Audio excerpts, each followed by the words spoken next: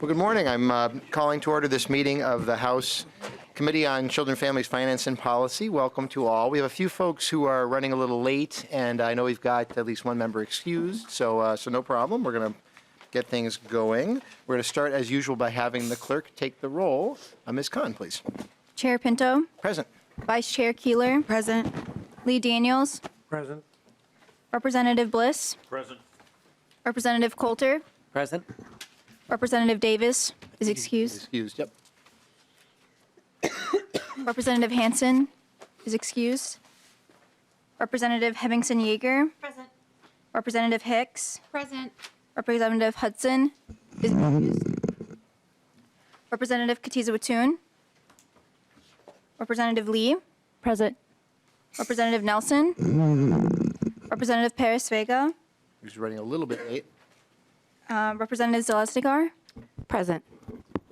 Quorum is present. We do have a quorum. Excellent. Okay. I'm going to ask Vice Chair Keeler if she can to move approval of the minutes of February 9th. Yeah, I move the minutes for February 9th. Okay, thank you. Any additions or corrections to those minutes, members? I know there's a typo in a word, but we'll fix that. And so all in favor of approval of the February 9th minutes, please say aye. Aye. Aye. Any opposed? Okay, the motion passes. Those minutes are approved. And I'm going to ask Representative Coulter to move approval of the joint minutes, the minutes of our joint hearing on February 14th, if he's willing to do so. So moved. Thank you. So any additions or corrections, members, to those minutes? And hearing none, all in favor of approval of our minutes for our joint meeting on February 14th, please say aye. Aye. Any opposed? Okay. We've had a second motion approved, and second motion passed, pardon me, and those minutes are approved. So excellent. So members, we're going to we're going to have discussion and amendments on House File 1071, which was the subject of that joint meeting that we had on Tuesday the 14th, and then receive a presentation today, and then a bill that's somewhat connected to the presentation. Are there any questions from any members before we begin about the agenda or anything? I will note that House File 1071, again, we had full presentation and full testimony on that bill on Tuesday. So, again, today is just limited to, we've got, I think, a single amendment, and I believe we do, and then discussion and vote. Actually, no amendments today. My apologies. Thank you, Vice Chair Keeler, and thanks to Ms. Colburn. So, with that, Vice Chair Keeler, you move House File 1071 for re-referral to the Committee on Judiciary. Is that correct? Correct. Okay, excellent. And so there are no amendments, and so here's your bill. And I'll let you, Representative Keeler, if you'd like, just since we had it on Tuesday, provide any opening, just a reminder of anything that you want to say regarding that, and then we'll open for discussion. Please. Sure. Thank you, Chair Pinto and members. As I'm back with House File 1071, we all sat through the testimony and the conversations that our tribal leaders and our community members shared with you earlier this week. It's my hope that as we walk through this, this is a deeply complicated conversation legally, but also emotionally and historically. I have mentioned that in a lot of spaces and have offered multiple times that if you have questions about this, I and the tribal attorneys are absolutely more than happy to sit and meet with you all. We've done that with other representatives because I do know that there are a lot of questions. We do have somebody here with us today if there are some specific questions. And then House Research also can help us walk through anything in the bill. If we need today, it will be going to Judiciary so we can have further conversations there. Really, what this is that we learned in our testimony that the federal government created ICWA as a reconciliation response to the boarding school era. And a lot of us, including myself, speak English very well because of the impact that boarding school had on our communities and on our families that forced us to change our language to be able to communicate with our kids as they came back from boarding school. And so it's really full circle that I am sitting here today because one of my #1 goals is to help preserve our culture for our next generations. And I really believe that this is a way that we do that. Also in many spaces I've shared with you that I was a licensed ICWA home for many years. And so I loved a lot of babies in my home and just recently gave up my license because I moved to do this job and this job is pretty time-consuming. But then wearing the new hat to really fight for Minnesota so that we can codify this in our state level. We would be a leader in the nation by doing this at this time. We've been a leader in the nation around MIFPA in the past, and I hope that we can continue to do that for the future generations that we don't know at this point in time that are not on Earth's side with us. So with that, Mr. Chair, we will open it up for discussion, and we do have tribal attorneys here to Excellent. help Thank us. you, Vice Chair Keeler. I know that Sarah Sunderman from House Research is with us too, and Danielle Pinelli, and I just want to personally thank you for all the work that you put in. I mean, there's all sorts of things, but in particular for Tuesday, there was really, really powerful testimony, and there was a lot that went into bringing those, especially those tribal leaders and everybody else to testify, and it was really powerful. So thank you for that in particular. Are there questions or discussions members have regarding the bill? Representative Hicks. Thank you, Chair. Representative Keeler, I just wanted to say thank you for this and for Tuesday. I know I haven't been doing this very long, but that was probably the most powerful committee meeting I've ever sat in. And I know it hasn't been very long, but I just really, from the bottom of my heart, wanted to say thank you so much. I'm really excited that we're going to do this for your community that's here now. We're going to do it for those that are coming. And so I just wanted to say I was just so grateful to hear that and to be a part of that experience and to move this forward today. So just wanted to say that to you today. Thank you, Representative Hicks. Representative Katiza-Batum. Thank you, Mr. Chair. I can't get one of the testifiers' words out of my head. One of the social workers who spoke on Tuesday and said, you know, that ICWA had been in place, I think she said, for about 40 years, and it had not been working any of that time. And now that we're starting to see some progress, now it's under threat again. And I think that it's so important that you and Representative Kozlowski and Representative Becker-Finn are here, that you are using your voice to make progress for your people and all the people of Minnesota. And I'm really grateful for that. So thank you. Thank you, Representative Katiza-Batum. Other members, Representative Nelson. Thank you, Mr. Chair, and Representative Keeler. Thank you for this discussion. I know it's difficult, but it's also one that needs to be had. And listening to the tribal leaders and others that were in the hearing earlier this week, I think that there's a wealth of knowledge that was shared that day. I think I don't remember the name of there was one sweet lady that I'll call her Grandma, but she I think we could all have listened to her all day long, and the stories she had to share, and I think that there's a lot of pain that has gone on, and I think while we can't right past wrongs, we can prevent future wrongs, and I think that's something that we need to be working on and going forward. And I thank you for bringing this forward and working on this. Thank you, Representative Nelson. Representatives, just looking to see if there's anybody else. Representative Lesniker, okay, wasn't sure. Please.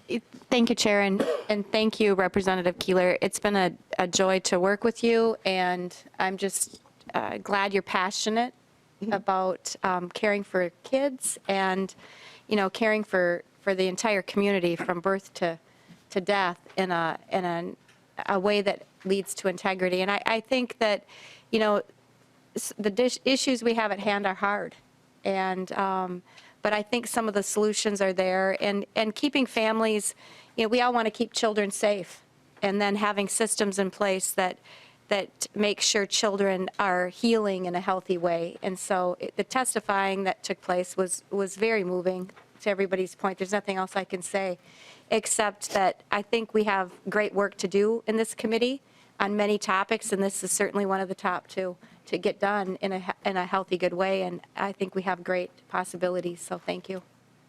Thank you, Representative Lesniker. Representative Coulter. Excuse me. Thank you, Mr. Chair.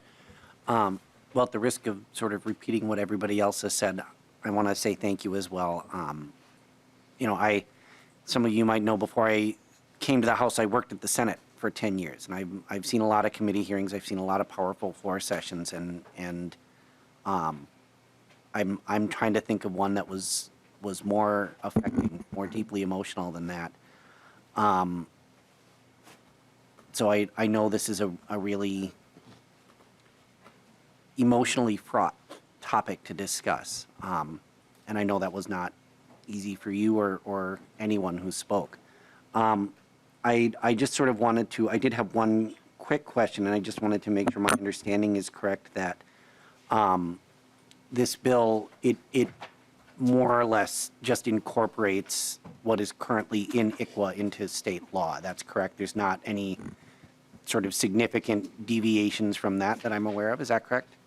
Representative Keeler, and maybe Yeah. want to call on somebody. Representative Keeler. No, Chair Pinto, that's absolutely correct. We're just taking what's in federal statute and creating it into state statute. Okay, Representative Bolden. thank you. That's what I thought. I just wanted to make sure that was clear. So, obviously, we know there's more to do here, and I'm really looking forward to getting to work. Thank you. Thanks, Representative Coulter. Representative Lee. Thank you. Excuse me. Thank you, Mr. Chair.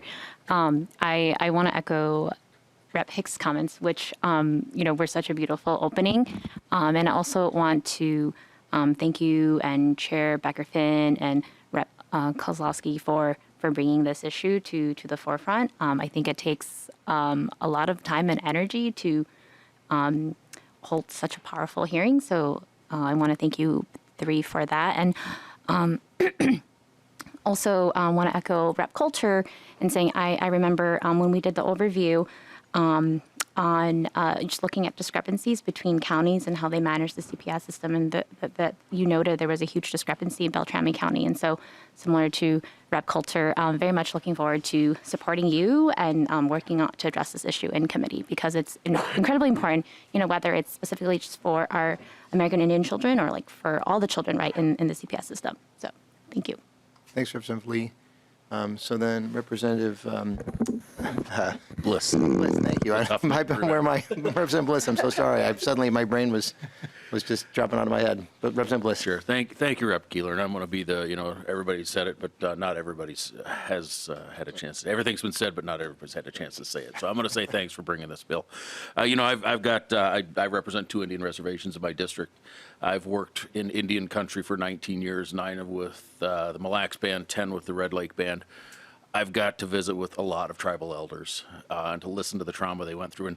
And the grandmother that was on the stand, for her the attitude she had, the trauma she went through, but still the positive attitude she had, just shows how strong they are. And I really, really appreciate you bringing this forward. I'd be happy to add my name as an author to this bill.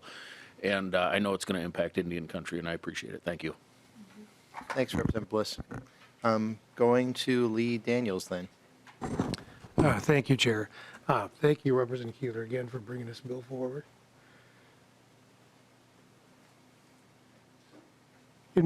Excuse me. In my family, we were the 3 generations of doing foster care. And when we lived in Bemidji for 9 years, we did emergency foster care. And we had a couple times a month, 3 o'clock in the morning call, and they wanted us to take 3 babies. And most of the time they were from Red Lake, and we were honored to take them. I think there was a 3-day time limit, and then they had to go back to somebody in the tribe, either aunt, uncle, or somebody. But it was such a learning experience of the culture, and I just want to say thank you. Thank you, Lee Daniels. Before I turn to back to the author, I guess I just want to note, as you all have been talking, I've been thinking this and then feeling this on Tuesday as well. It's so important to learn about history, right, and to recognize that the past is still with us, and that what we're experiencing, that what's going on today is a result of decisions by people in these seats in the past. And And it's critical, of course, that we make the decisions to do differently and to do better. And the Tuesday really, to my mind, was about, and this decision now is about the present, the past, the present, and the future, right? It's about that history. It's about what we do differently. And really, we're talking about our kids and what changes in the future. And I guess I'll just encourage all of us, this may end up being, it sounds like, although it's emotional, it's emotionally challenging, it's something it sounds like there's going to be a strong consensus on, and that is terrific. There may be decisions we reach that are harder relating to these issues, but recognizing that the history, just the more that we all can learn about how it is that we came to be in the place we are today, and that those lessons came out somewhat on Tuesday, and I guess I'm going to recommit myself to learn ever more, and I encourage every member of this committee, especially with all of us saying these good words today, which is wonderful, and we want to make sure we apply those words to learning the lessons of history and to figuring out how we can do better for, especially for our native Minnesotans. And so I'll turn to the bill's author for final words before the vote. Representative Keeler.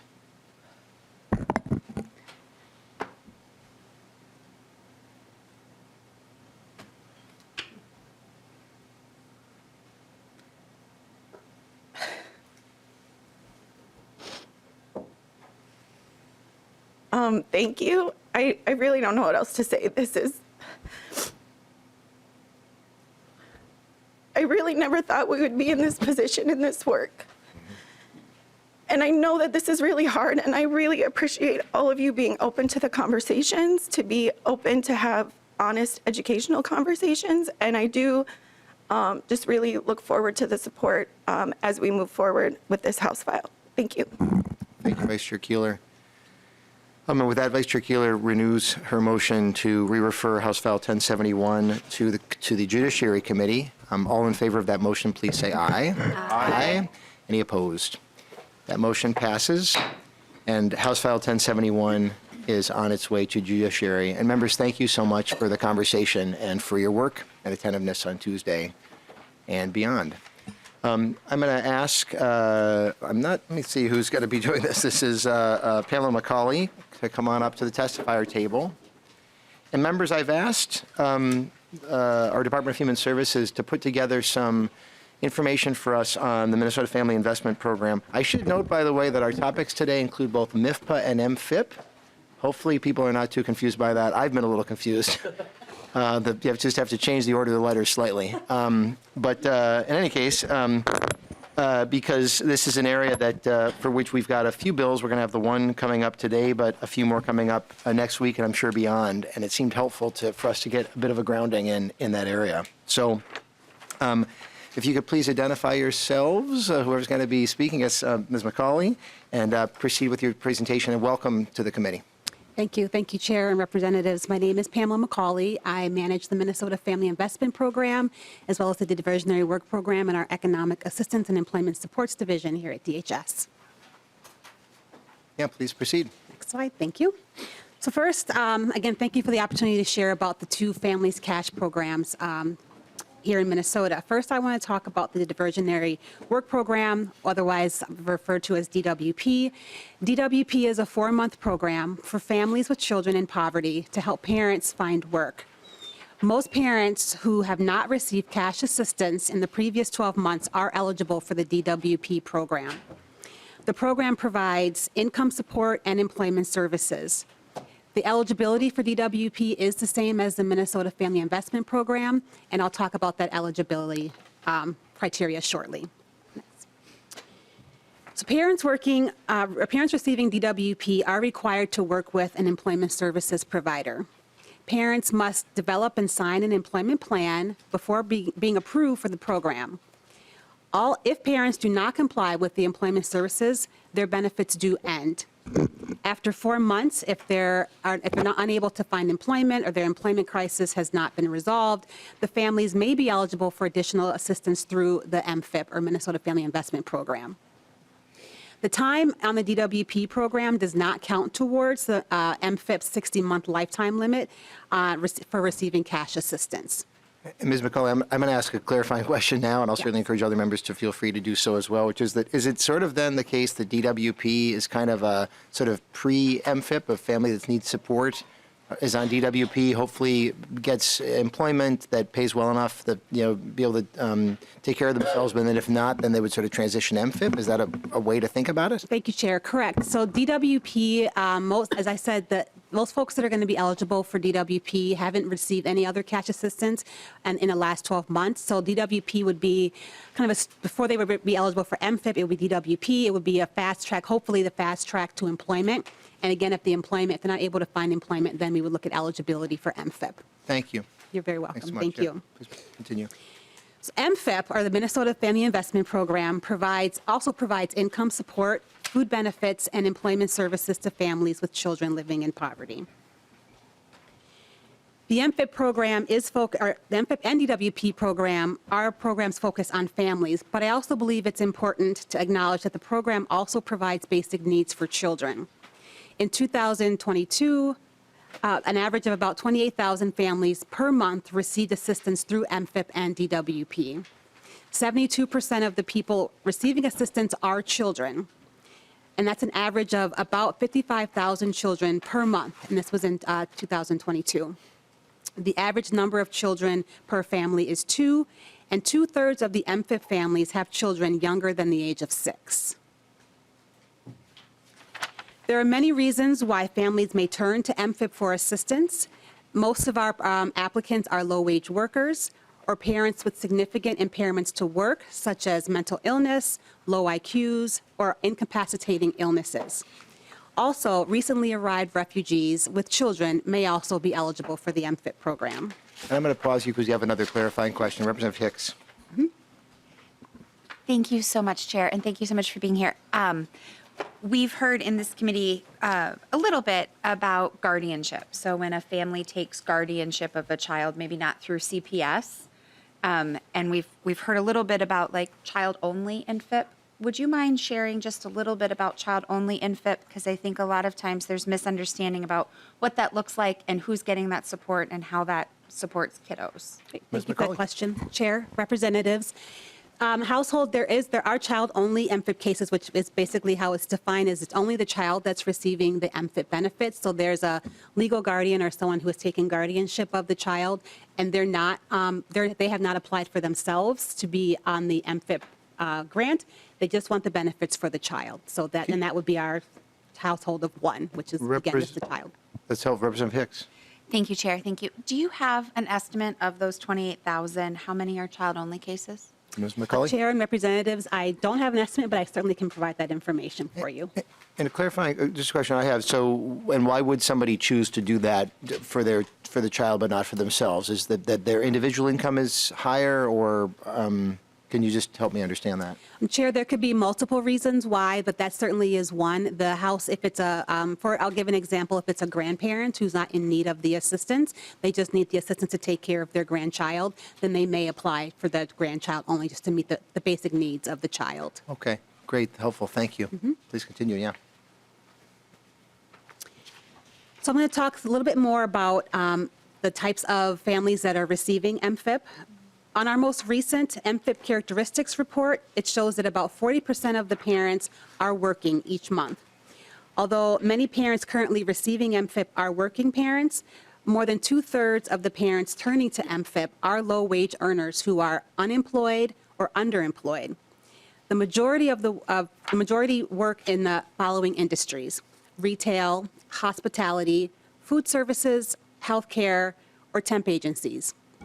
And these are industries that have the highest turnover of workers in Minnesota. And do you know, Ms. McCauley, the representation in the child care early learning area? I'm sorry, can you repeat that? A sense in child care or early learning as to how, I gather that's not one of the top sectors of folks who are on MFIP, is that right? Or Thanks, Chair. So I believe your question is how many of our MFIP families are child care providers. I don't have a number on that, but I can certainly follow up. I'd be curious about that, yeah, thank you. Because I know, my understanding has always been that about a third of those who do child care work are receiving public assistance. Maybe it's not just MFIP, maybe it's other forms. But yeah, I'd love to know that. Thank you. Yeah, you're welcome.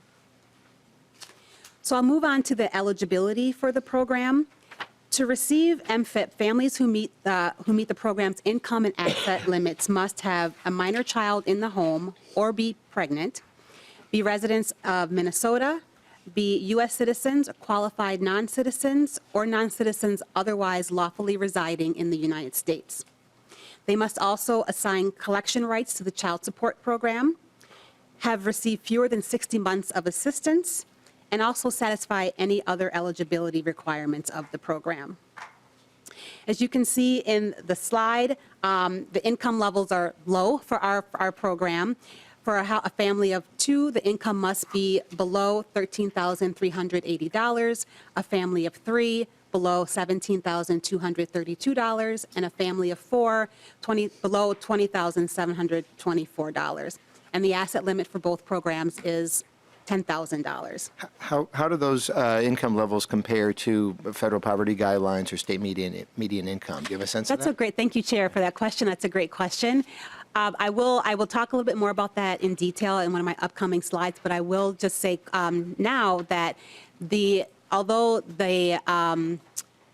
our program is designed to help people move out of poverty, our income levels are still below, in order to be eligible for MFIP, you have to be at 200% below the FPG, the federal poverty guidelines, and even with earned income, once folks earn their way off of assistance, they still are still living in poverty. And I have a slide coming up that will talk a little bit about the income. I'm sorry, levels. maybe Yeah, jump in no on worries. that, so- Thank you, Chair. Great question. Representative Bliss has a question. Representative Bliss. Just real quick, the income levels that you're reporting here, does that include other assistance programs? Just clarifying. Ms. McCauley.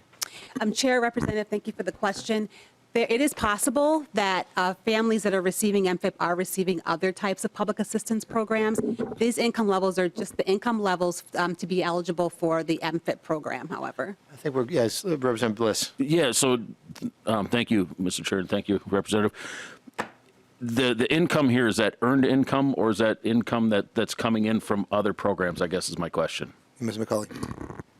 Typically, at eligibility, at eligibility, we look at what their earned income is, but certainly with, thank you, Chair and Representative, for that question. Certainly, there could be other sources. There could be some unearned income coming in. An example of that would be child support, or RSDI is potentially another form of unearned income that could be coming into an MFIP household. But the income levels that I'm sharing on the slide today is typically what is typically going to be earned income. Okay, that clarifies it. Yeah, thanks, Representative Bliss. Great question. Yeah. Ms. McCauley, please continue. Okay. So as you will see in the upcoming examples, a family of 3 at the maximum income limit will not likely receive any cash assistance or the housing assistance grant, which I'll also be talking about, but they may receive a small amount of SNAP through the MFIP program.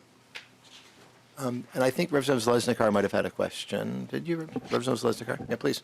I can wait till the end. Okay. Thank you. Good. Yeah, no problem. Yeah, so please continue. So I'll talk about some of the MFIP policies. Most families cannot receive more than 5 years of assistance over their lifetime. Parents are subject to work requirements. There is, however, a special track of MFIP, which offers more flexible services for families with significant barriers to work, such as mental illness, low IQ, and incapacitating illness. That special track is called the Family Stabilization Service. Is it special or more flexible in that it can be more than 5 years, or sort of just in general, what makes that more flexible or more available for? Families that meet certain criterias can get an extension beyond the 5 years or the 60 months. Okay. Okay, thanks. And then Representative Hicks, I think, has a clarifying question. Thank you, Chair. And I just want to say that in my work with individuals who are developmentally disabled, I don't particularly like the term low IQ, but who have developmental disabilities and who are parenting, the Family Stabilization Services combined with SSI, which of course is different from RSDI because they haven't had work credits, has been what makes the difference between a child being able to stay with their parent who has a developmental disability and is trying really hard to learn to parent and CPS involvement. So I just want to say that this particular service for me in my work has been vital for keeping kids with their parents when their parents have a significant disability. So if there's anything additional you want to share about that service now or later, I think it would be really helpful for people to understand how vital that is and to sort of put into context outside of just the moral piece of how important it is to keep kids with their family, how much that is also helpful for our community as a whole, because it helps us make sure that we aren't spending money in other places because of that severing of those relationships. Because people with disabilities and people with developmental disabilities can parent and should parent whenever possible, and how vital that program is. And it gets like one bullet on this slide and it gets like one page in the DHS manual, but it is so impactful for families and for kids. So. Thank you, Representative Hicks. I mean, Ms. McCauley, any response to that at all you want to have? Or? Thank you, Chair and Representative. Thank you for that comment. I agree with you that being termed as disabled or incapacitated, again, does not mean that a person is unable to parent. So I thank you for that comment. No, thank you. Please continue. Thank you. So as I mentioned, MFIP has a 60-month or 5-year limit unless the family meets a specific extension category. Thank you. So families, 42%, or most families don't rely on benefits for a long time. 42% of all new applicants use MFIP for 12 months or less. And about 7% of all families served since MFIP was launched in 1998 have reached the 60-month time limit. So as I'd mentioned before, families that reach the time limit and meet the following criteria are eligible for what we call an extension beyond their 60th month or 5 years. And the following categories follow as participants who are ill or incapacitated or are needed in the home to care for a household member who is ill or incapacitated, or have a household member who meets certain disability or medical criteria. Second, participants who are hard to employ, participants who are diagnosed as having a developmental disability or mental illness, and that condition severely limits the person's ability to obtain or retain suitable employment. And Ms. McCauley, you're reading now the elements of the Family Stabilization Services, like sort of the people who. Thank you, Chair, for the question. What I'm reading are extension categories. So these are the categories that would potentially allow someone to use MFIP or receive MFIP beyond their 60th month. Okay. Thank you. Okay. And to follow up on that, most of these, in this criteria, they would typically fall under the Family Stabilization Services track for services.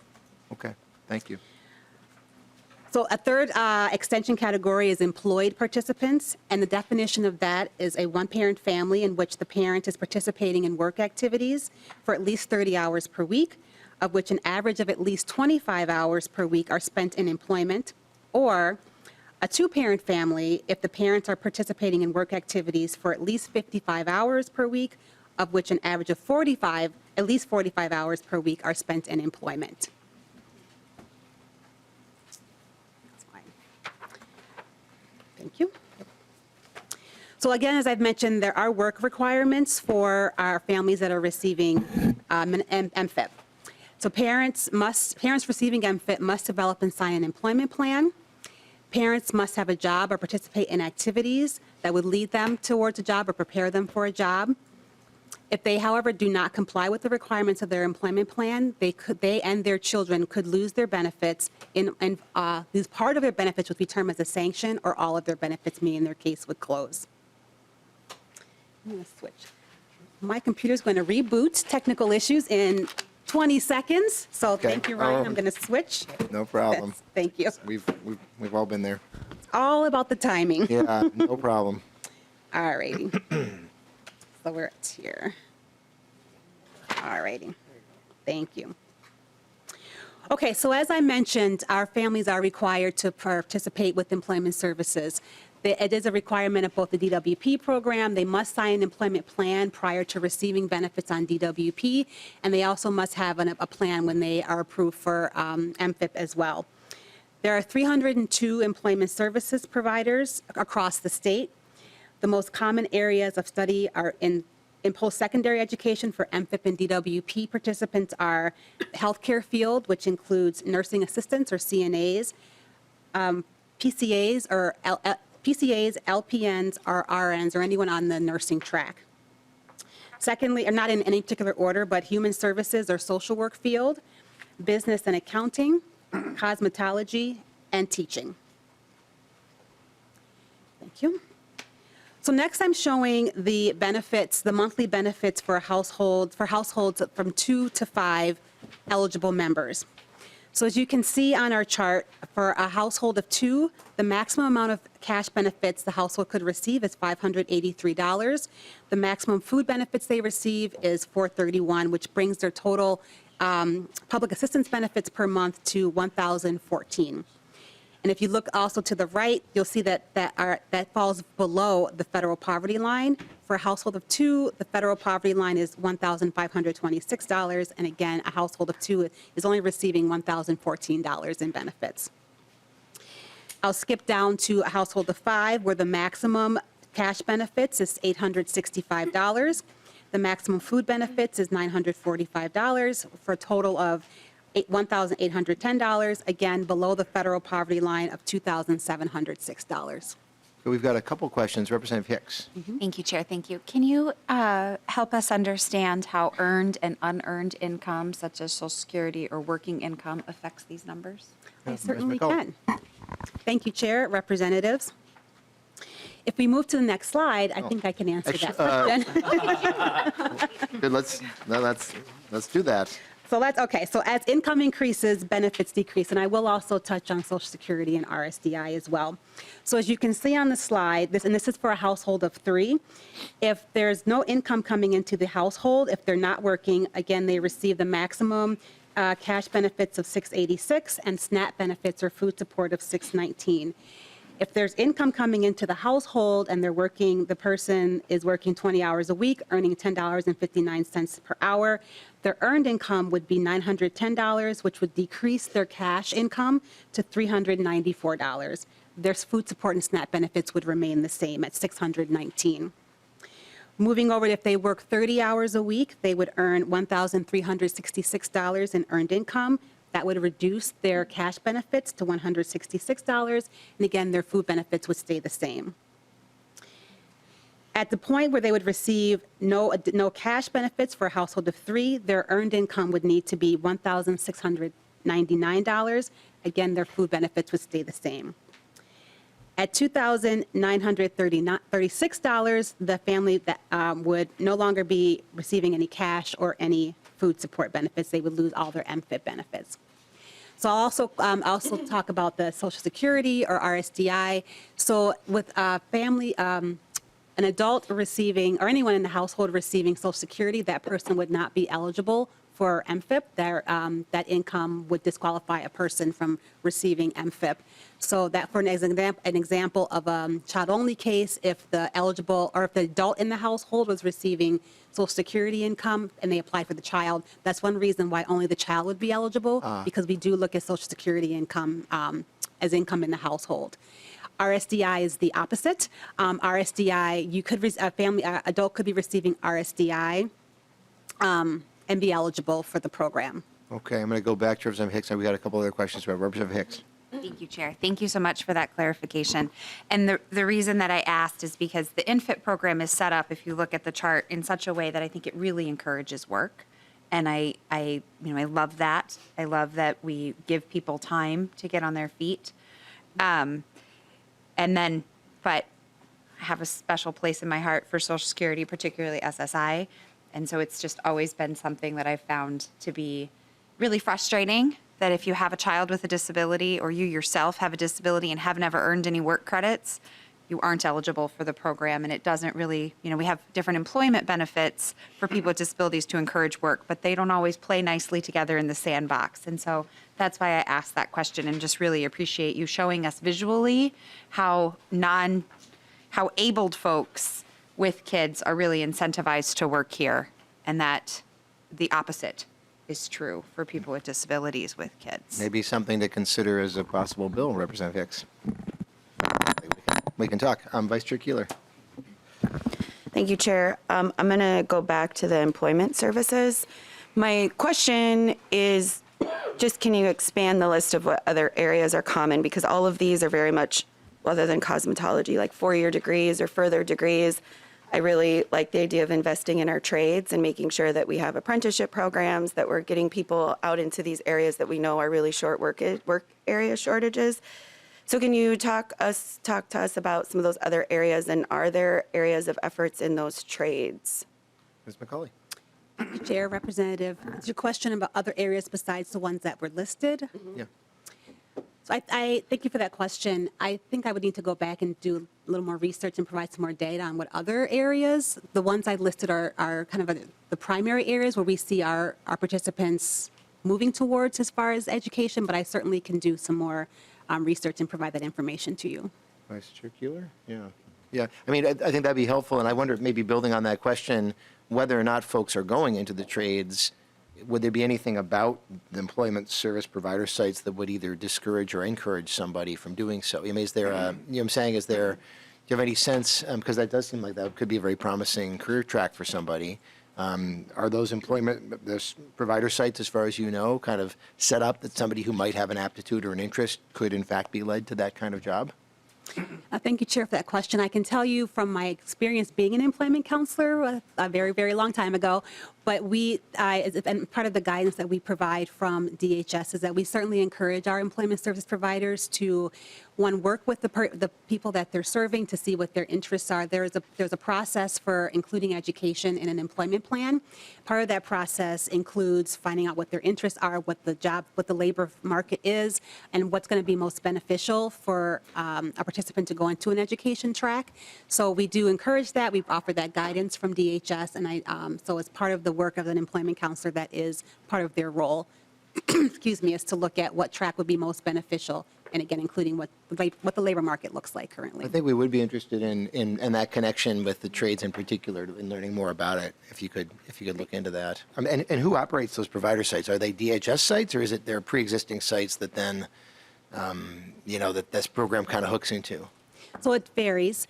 Some counties will have employees that are county employees that provide their employment services, and some counties will contract with outside agencies to provide employment services. So it depends. Run by the counties, though, ultimately. I mean, or I guess the county is sort of the connection point. And With oversight, yes, oversight, okay. correct. Okay, thank you. Good stuff. Okay.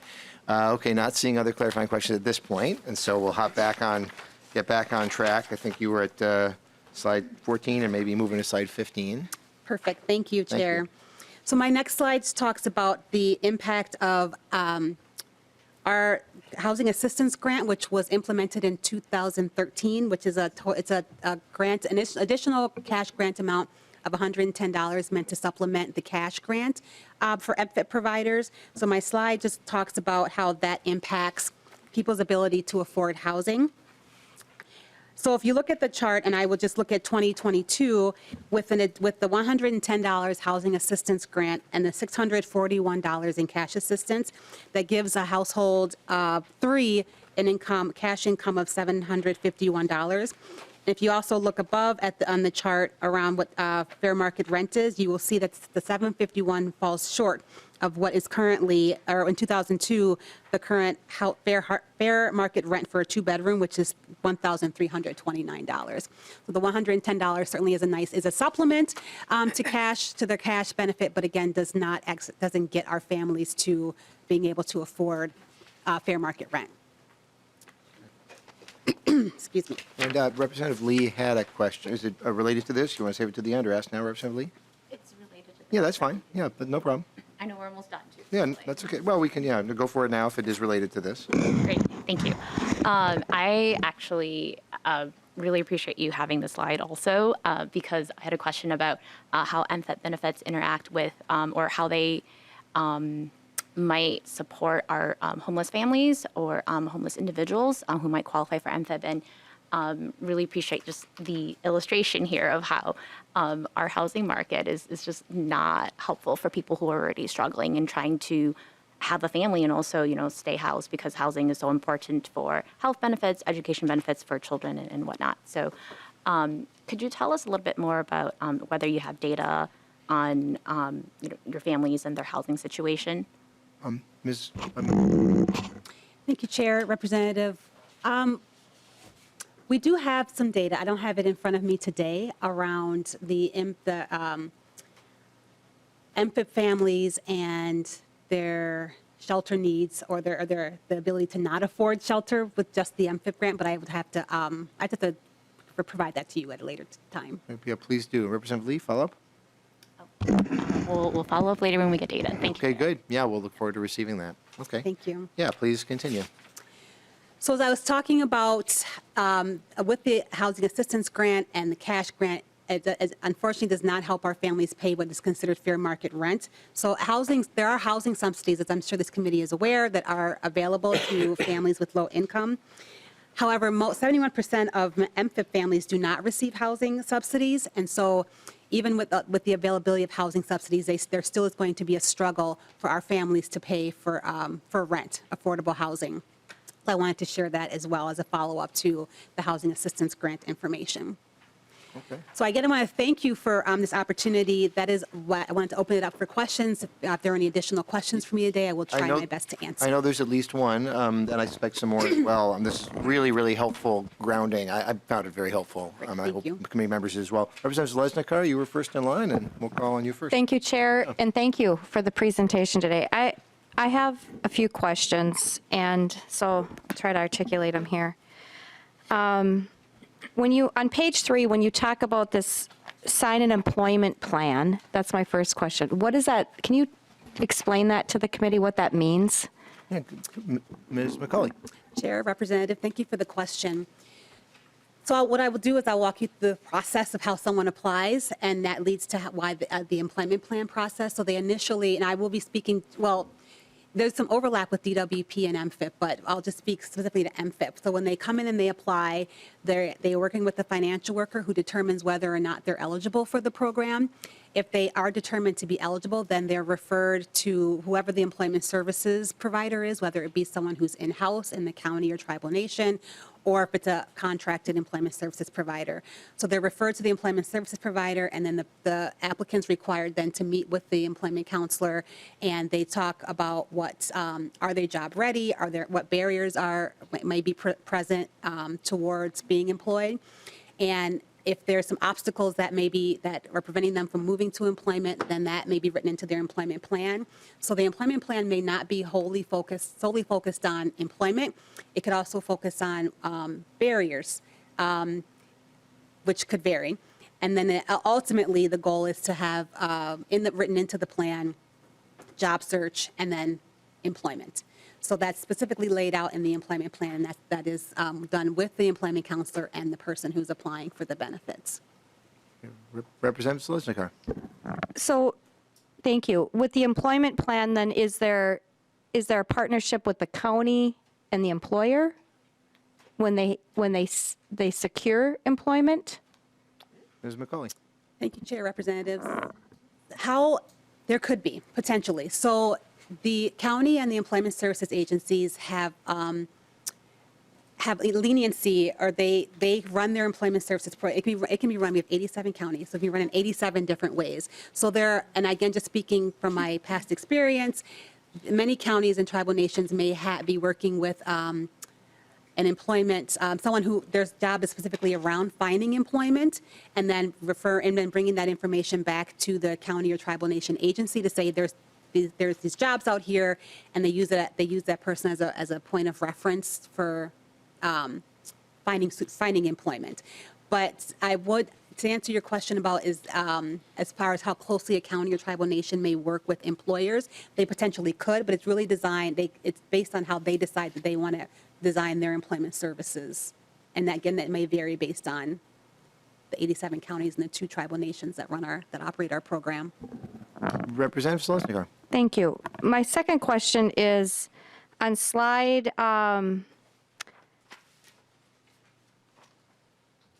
7. It's talking about the MFIP. There's a lot of low-wage workers that are unemployed. It doesn't surprise me healthcare's on here, but I ask this because when I look at this on page 7 and page 8, the $13,380 a year for a family of 2 for the MFIP. At $15 an hour and 20 hours a week, straight math is that's $15,600. So 20 hours a week at $15 an hour is going to be too many hours for the employee to work, to be eligible, correct? Ms. McCauley. Thank you, Chair and Representative. So for a family of two, if they were, just to repeat your question, if family of two, if their income were at 15,000 plus, would that make them ineligible for the program? I think that is the question, Ms. McCauley. Perfect. Thank you. Thank you, Chair. Thank you, Representatives. Yes, if their earned income for a household of two is at $15,000 or over, they essentially, based on their earned income, would no longer be eligible for the program. They may not be eligible for the program. Representative Zalesnikar. I just, you look at right now, facilities that are running in healthcare and hospitality and retail right now are paying $17 an hour in many settings. So you do straight math, 15 hours a week at 52 weeks, that's $13,260, which would put them under, so they could still be eligible. That means they can work 2 shifts a week. This committee has to let that sink in because we have a workforce shortage, and this model is what I've been hearing for years from the employees saying, I would love to work another shift, but I'm going to lose all my benefits. And so as we look on solutions, this is, as we've raised wages, that means they're working less hours. So right now, a person at $17 an hour, unless they're structured where they can, give up all their benefits, they're working 2 shifts.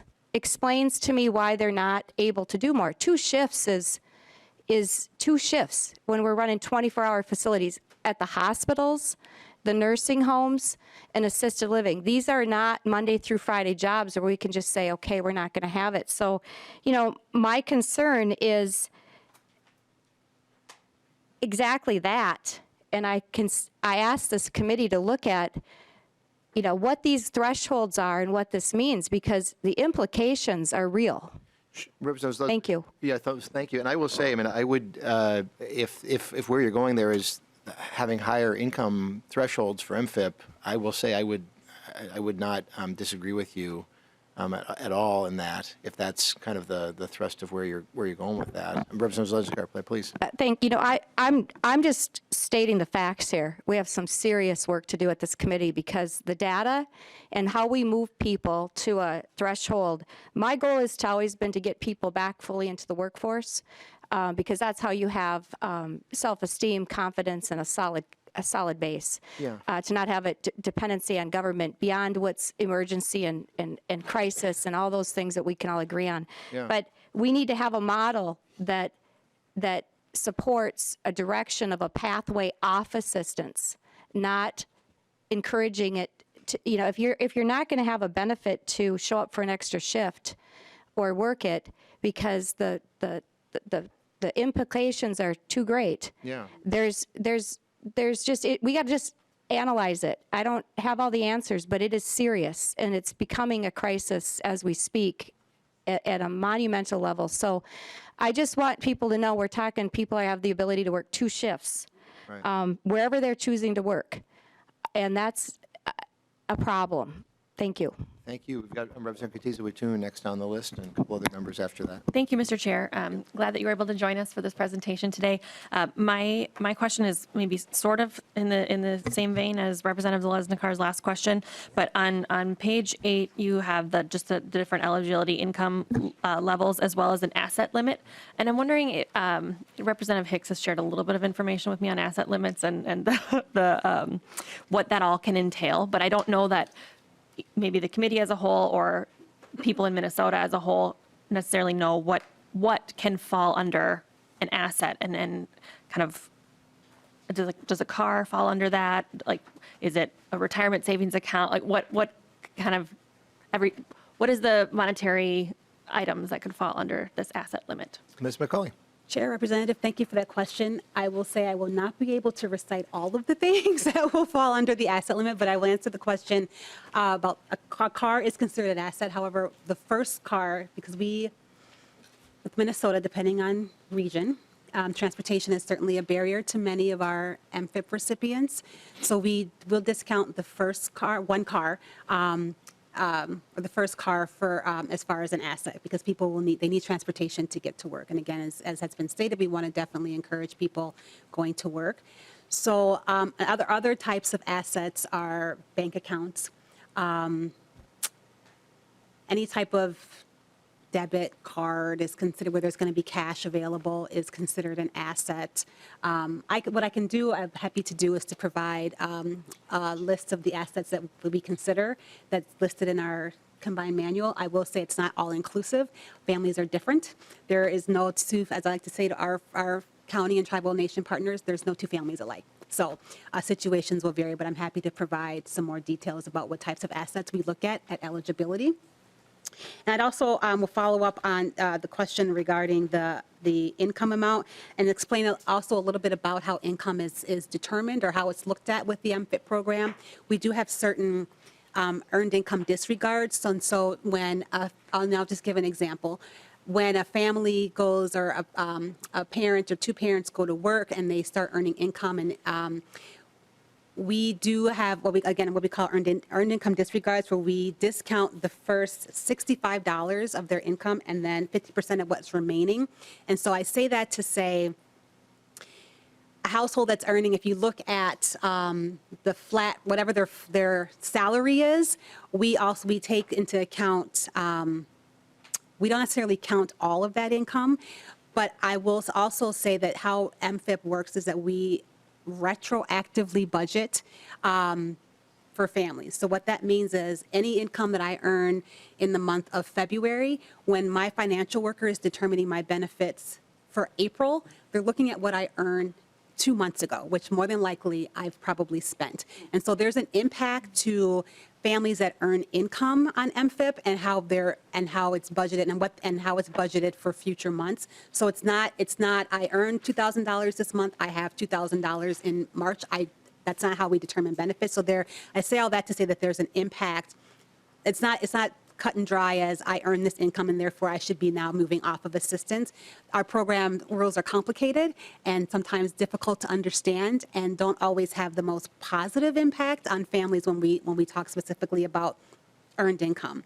And I also would just add that obviously our program is focused on employment.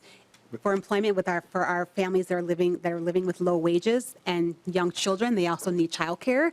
That's also could be a potential barrier to our families moving to employment, is lack of access to childcare and affordable childcare as well. And maybe we've got a number of folks on the list, so maybe ask you to keep your answers just a little bit shorter if you can. It does occur to me before I do that, though, you've got and I'll go back to you, Representative Katiz-Watun, because I just asked, though, that on slide 8, where you've got these income limits, those are the income limits for entry into the program. I gather there's higher limits for essentially exiting the program. Is that right? Sorry, Representative Katiz-Watun. So thank you, Chair. So you are correct. So this is what you're seeing on slide 8 is where if a person's applying, when they're coming in initially at application, their income has to be below this threshold to be eligible. Okay. So yes, that is correct. So if you could send us information afterwards about people exiting the program, how that, because I gather that's a different and somewhat higher level, I would gather. Chair, can I just add one please, thing? Yeah, please identify yourself, please. Ryan Johnson with Minnesota Department of Human Services. So the slide at the end of the PowerPoint where you see the earnings as someone earns more and as their kind of benefits are impacted as that, Yes, you slide can 14. you can see that is really where the earned income disregard that Ms. McCauley explained in terms of the first $65 and then 50% of earnings after that gets applied, because you can see then they can continue, like you said, the earnings or the eligibility limits at the beginning are low, but someone then has the ability, does incentivize work, that earned income disregard does incentivize work so that someone can earn more before they are, basically ineligible for the program. Okay. Thank you. If you can send some follow-up information, that'd be great. Representative Katiz-Watun, though, you had let's go back to you. Thank you, Mr. Chair. I just wanted to, just continue a little bit down the road with this asset limit. So potentially a second vehicle would count against this limit. I'm thinking about this from the frame of mind of, the dearth of savings as a whole that we have in the United States of America. And it doesn't matter if you're making $13,000 a year or you're making, $300,000 a year. Most people in America spend more than they make. It's a massive problem, and so my hesitation about this asset limit, in discussing it, it seems like, when people don't have retirement savings, people don't have $500. Most people in America don't have $500 to spend on an emergency of whatever sort. And so I think, when we think about this number, we really have to be careful. Is it disincentivizing people, even when they're making a very modest income, to be putting away whatever they can to save for a rainy day, for retirement eventually? And I don't want to discount how important that education is. So, when we're talking about the education requirements and the work requirements in this program, I think that, I'm curious if there ever has been, or if we could potentially explore some financial education as a part of these program training opportunities that folks have. Because if you don't know what you don't know about earned interest, you don't know what you don't know. If you've never had a bank account potentially, and we know that that's the case, and I've got a bill for that later on,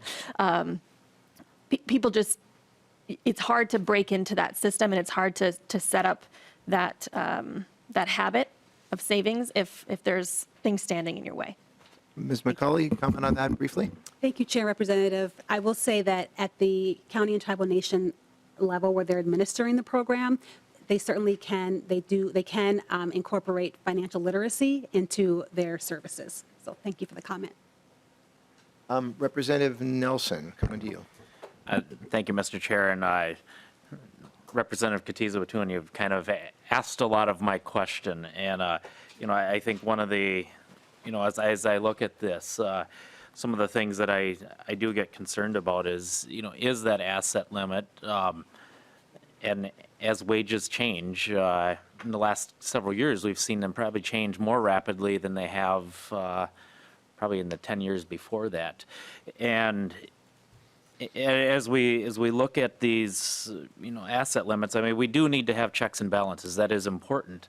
But at the same time, I also get concerned of, not having that rainy day fund, not teaching financial literacy and understanding how money works, and having a, stewardship of being able to save. And I think probably an unintended consequence, we unfortunately reward zero savings, and unfortunately that keeps generational poverty.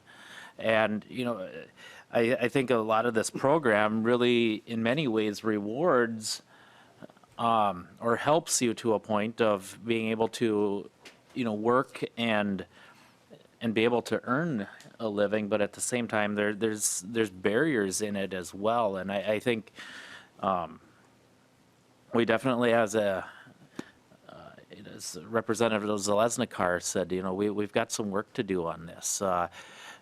Representative Hicks, you brought up some great points on SSI, of other things that I think there's a lot of shared experience here that I think we can work together and really do some adjustment on some of these things, and have the checks and balances that need to be in there to be good stewards of our funds, and at the same time working on breaking generational poverty and giving people a value and a purpose in life. And I think it's an important part of our work here, and probably why many of us are here. And I think taking a hard look at these things is important.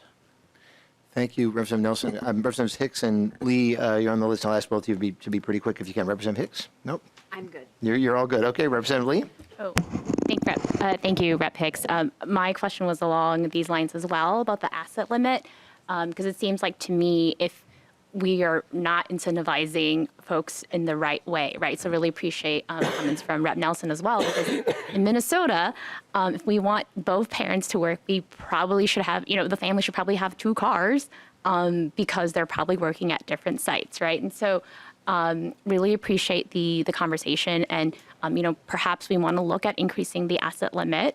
Dare I say, because, we know these levels are really low, and if we want to incentivize parents to work and move off MFIB, it seems like this doesn't make sense. I also had the same question about financial literacy and teaching folks that, because I'd venture a guess that folks on MFIB are probably folks who are also underbanked and have never really learned about these products. But I do want to say, we also can't financial literacy our way out of poverty. So the important thing is also we need to have higher wages. I noticed that a lot of the industries that you listed in the presentation, are industries where people are underemployed. And so, I think for me, I think it's important to keep in mind that if we have higher wages, this means people will have more money to save and, move folks off MFIP. And so I just offer that, but really appreciate the conversation on, the asset limit, because I also had the same question. Thank you so much. Thank you, Representative Lee. Representative Lesniak, something quick? Yeah, and then. Yeah, I just have a question, Chair, and maybe you have this too. Do we have data that shows, because the wages, to everybody's point, have increased substantially.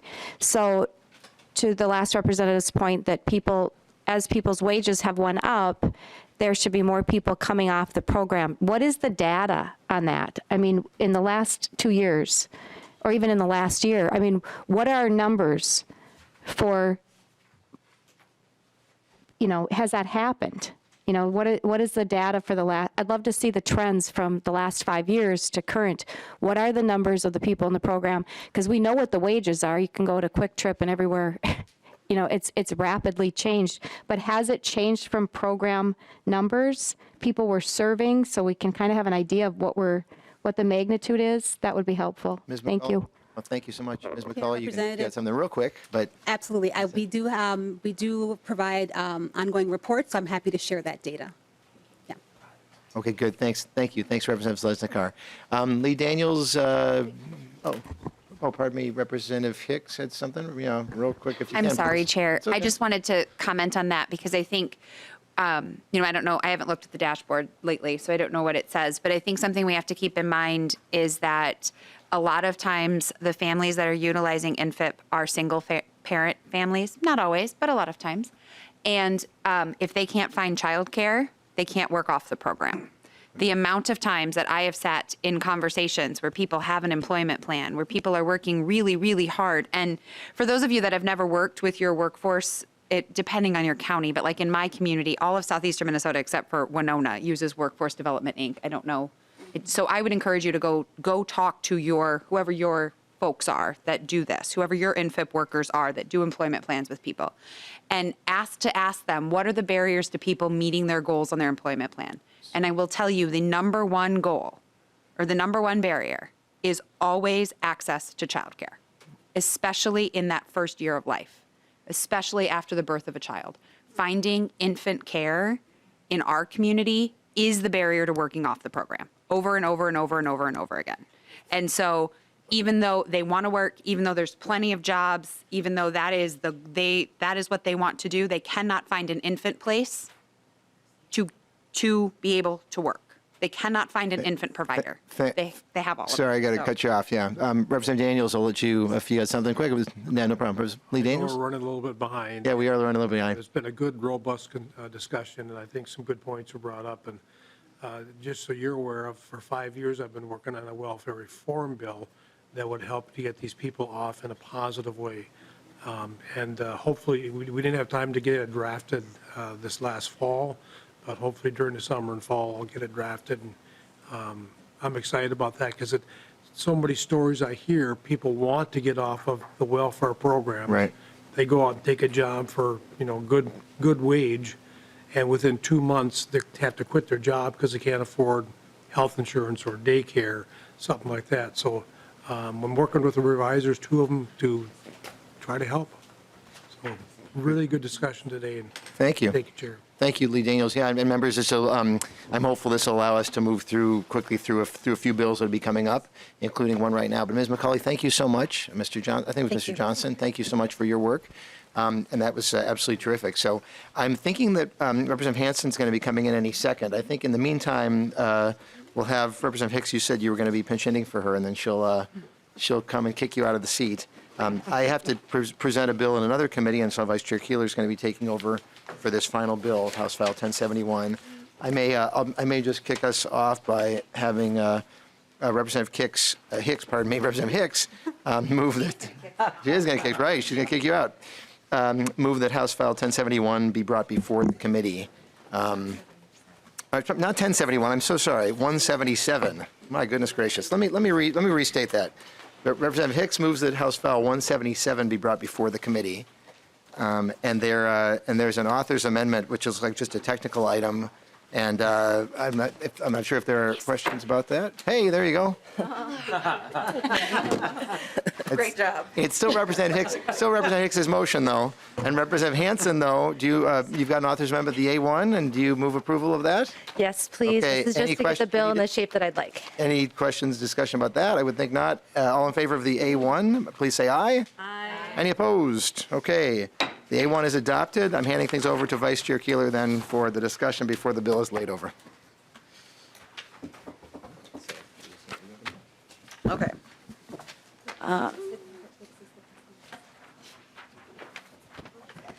Thank you for the patience, Chair. I appreciate it. Whenever you're ready, take a minute. Thank you. When you're ready, you can start with an overview of the bill. Okay, perfect. Should just take me just a moment here. Thank you, Madam Chair, and thank you, fellow committee members. I apologize for running late and being a little rushed. Thank you, Representative Hicks, for having my back on that. I'm just coming from another committee, so I appreciate the leeway. This bill seeks to align how we calculate MFIP income for parents with disabilities. This bill is narrowly targeted to address the technical barriers that are facing low-income parents with disabilities who are accessing federal RSDI disability benefits and who still struggle to make ends meet. As a reminder, parents with disabilities receiving RSDI disability have worked more hours and earned more wages in order to be eligible for RSDI disability. Parents with disabilities receiving SSI disability have less work history, making them ineligible for RSDI disability until they work more hours to qualify. However, there's a disincentive to work more hours to become eligible for RSDI because RSDI disability recipients receive far less assistance from MFIP than if the parent stays on SSI disability.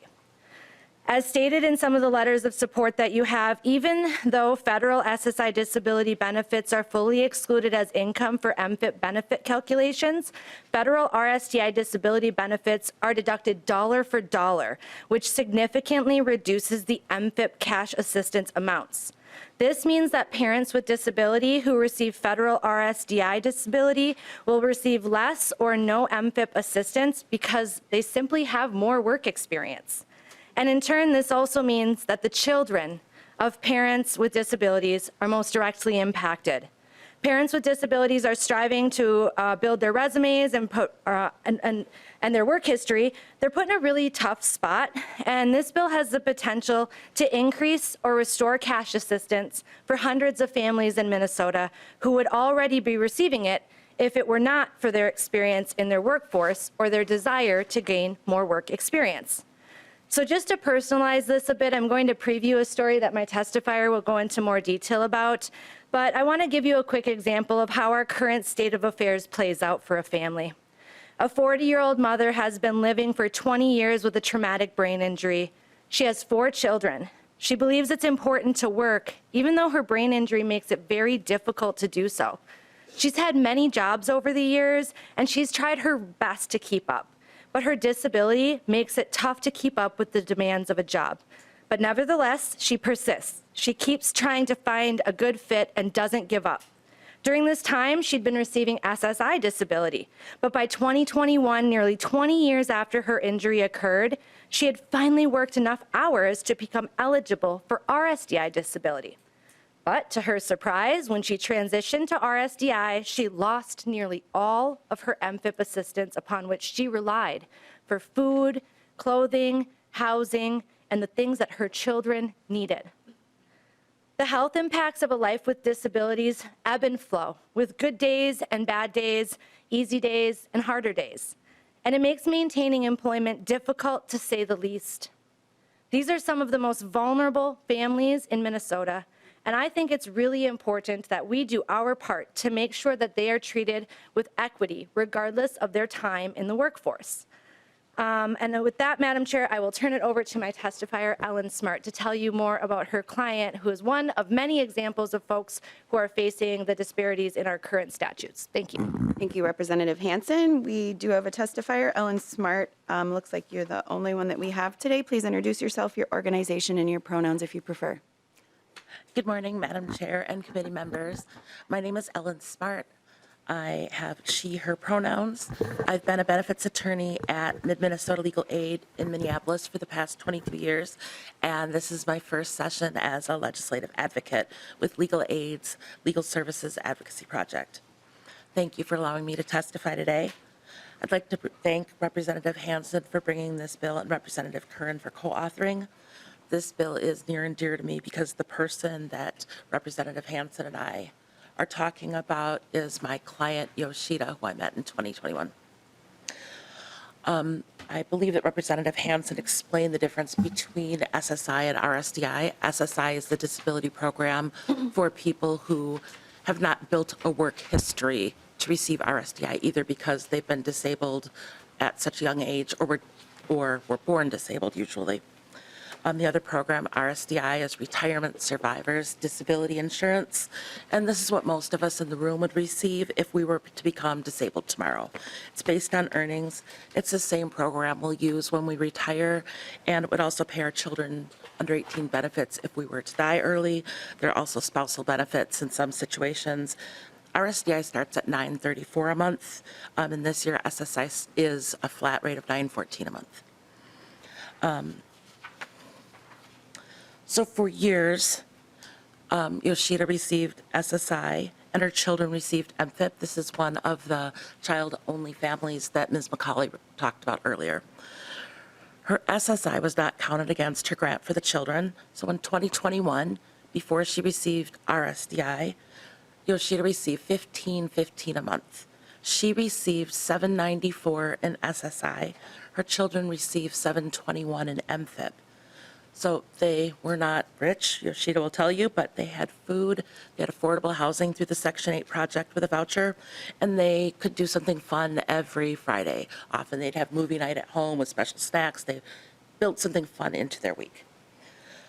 But as Representative Hanson said, she also believes that she should work and worked as much and when she could.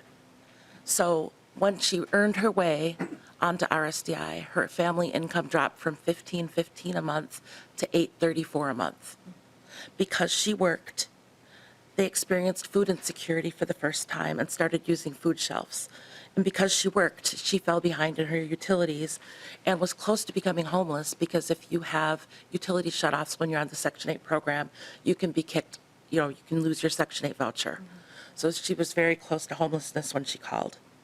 So what this bill would do is treat the two Social Security programs similarly and remove the penalty for working. RSDI would be disregarded up to the SSI level so that parents like Yoshida would not be placed in a worse position for having worked. Her income would be restored to the same level it was before she started receiving RSDI. So thank you very much for your time today. I appreciate the opportunity to testify, and I hope you support House File 177. Thank you.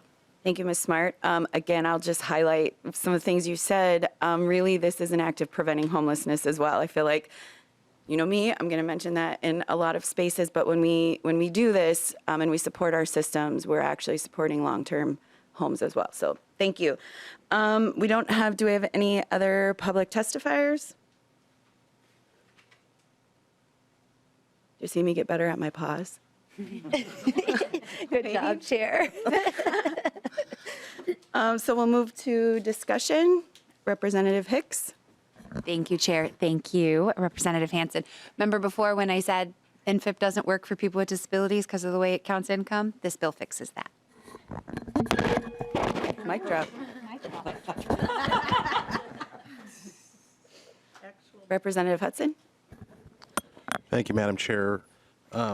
Representative Hanson, could you explain the technical change that your amendment offered? Like, what is removing the language received by a non-exempt member of the assistance unit? What does that accomplish? Representative Hanson. Thank you, Chair, and thank you, Representative Hudson. I'm sorry I'm leaning to see you, but I do think it's respectful to look at you while I speak, so I'm trying to see through folks here. I have the department here to offer some technical assistance, and so they can answer your question better. We talked about this amendment last year, though, and it was important to make sure that the bill would operate and function the way it's intended, but I will leave it to the experts to get into the weeds for you. Expert at hand, can you please introduce yourself and respond? Sure. Ryan Johnson, Minnesota Department of Human Services. So there's some language there in the bill before it was amended related to, it says, a non-exempt member, and I think that that's not a term that's typically used in statute. So I think it just created some confusion in terms of who this would apply to. So I think the point of removing that language was just to clarify exactly what this RSDI income that should be excluded, and to kind of align it with the way the statutes are already currently drafted. So it was really just a technical way to make sure that there was no confusion or that the intent of the bill was drafted correctly. Good. Thank you. Okay, we'll move to Representative or Lead Daniels. Thank you, Chair. I just have a couple quick questions. How long would it take the department to implement this change? I know there's no really activation date or in the bill. So how long do you think it'll take the department to implement? Representative Hanson. Thank you, Chair, and thank you, Lead Daniels. I'm looking at the department to see if they have a question. It looks like he's paging through some pages, so I'll talk until he maybe finds it there. I will note while he's looking for that, we have a fiscal note that's been ordered. It's due on the 1st, so I hope to receive that piece of it soon, so at least you'll understand that, because I have a feeling that may be your next question. So I just wanted to proactively address that, and my expert has arrived, so I'll turn it over to him. Go ahead. Thank you, Chair and Lead Daniels. I would just say that, the implementational date will be in the fiscal note when that arrives. So I think we're just working on that to make sure that if any of the programming that's required to the Maxis eligibility system, there may be some time to implement that. So we just want to make sure we work with our minute partners to make sure we have the correct implementation date. So I don't want to speak out of turn right now, but it'll be included with the fiscal note. Lead Daniels. Thank you, Mayor. Thank you for that. And just to reiterate, I don't know how many times we've said it this year, typically bills aren't brought up with a physical note because that's kind of what we have to judge the bill by is how much will it cost, how much will it benefit. So that's just another, comment for this year. One last thing, will families and children experience any lack of coverage during the change here? Representative Hanson. Thank you, Chair, and thank you, Lead Daniels. Ideally, no. I think that whatever the amount is to correct this wrong is worth our investment. These are some of the most vulnerable people in Minnesota, and as the Chair mentioned, this is one of many tools in our toolbox to help prevent homelessness.